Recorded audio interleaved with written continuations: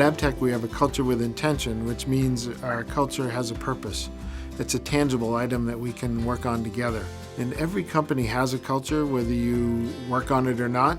Whenever you get a group of people together, it becomes a combination of everybody's personality and character.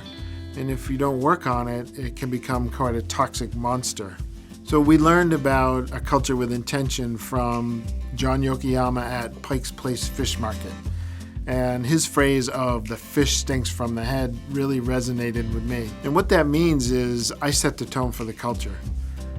And I brought a business coach in, Jeff Sari from Keene, New Hampshire, to help me create a better culture. And I brought Jeff in to fix everybody else. I didn't realize that I was the problem.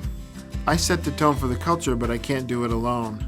Everybody at ABTech has a responsibility to support the culture in a positive way. There might be a frustration with a coworker or a company policy or even a frustration with me, and we're expecting people to clear the air and give that feedback and have the conversation with the person so that that frustration goes away. I learned that the internal conversation is extremely critical to creating this culture with intention.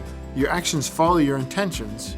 So in order to be aware of what your intentions are, you have to have an awareness of your thoughts. We all have those conversations with ourselves. And being aware of what that conversation is important to be able to create a positive culture.